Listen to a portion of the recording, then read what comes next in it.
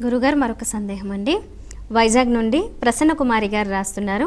సిద్ధి వినాయక వ్రతానికి పుత్ర గణపతి వ్రతానికి సంబంధం ఏమైనా ఉందా తెలియచేయగలరంటూ కోరుతున్నారు. ఉత్తమం వ్రతనాథస్య వ్రతం సంపత్కరం శుభం భక్తాభీష్టం ప్రదం తస్యాద్ ధ్యాయేత్తం విఘ్ననాయకం అని విఘ్న గణపతిని స్తోత్రం చేసేటటువంటి గణేశ స్తోత్రంలో పుత్రార్థి లభతే పుత్రాన్ అంటూ అందులో చెప్పబడి ఉంది ప్రత్యేకంగా. కరస్థ కదళీచూత పనసేక్షుక అంటూ ఆయన వర్ణనలో కూడా బాలసూర్య ప్రభం వందే వందే పుత్రగణాధిపం అంటూ చెప్పబడి ఉంది. రెండింటికి ఉండే పోలిక ఏమిటి అంటే, భాద్రపద మాసంలో శుక్లపక్షంలో చవితి తిథి నాడు సిద్ధి వినాయకుడిని అర్చిస్తాం, అది శుక్లపక్షం.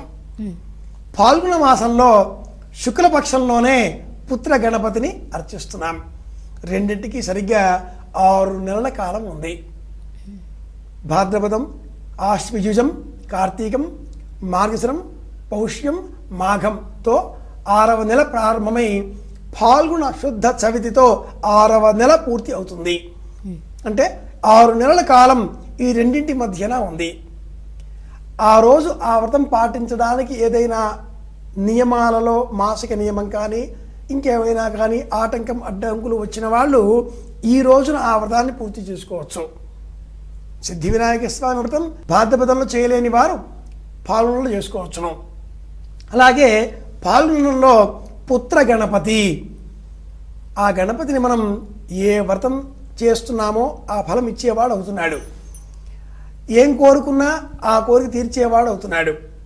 ఎలాగా అంటే, యో మోదక సహస్రేణ యజతి సవాంఛిత ఫలమవాప్నోతి యస్సాద్యస్స సర్వం లభతి అని చెప్తారు ఆ ఉపనిషత్తు తెలిసిన వారు.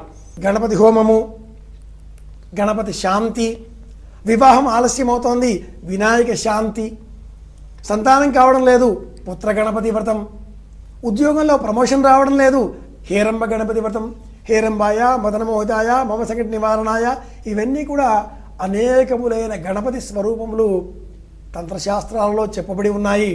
శ్రీ విద్యారణవ తంత్రంలో 15 విధములైన గణపతులను వర్ణింపగా ఒక్కొక్క గణపతి ఒక్కొక్క విశేషమైనటువంటి కోరికను నెరవేర్చేవాడు అవుతున్నాడు. గణపతిని స్త్రీ రూపంలో అర్చించడం కూడా మనం దేశంలో గమనిస్తున్నాం, వినాయకి అన్న పేరుతో.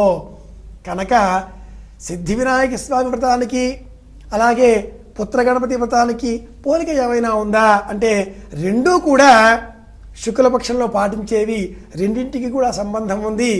ఈ వ్రతం ఈ రోజు పాటించకపోతే ఆ రోజు చేయవచ్చును, ఆ వ్రతం ఆ రోజు పాటించకపోతే ఈ రోజు చేయవచ్చును, ఇలా చెప్పుకోవాలి. పుత్ర గణపతి వ్రతం అంటే సంతానం లేనటువంటి వారికి సంతానం అనుగ్రహించేటటువంటి స్వామి అని అర్థం.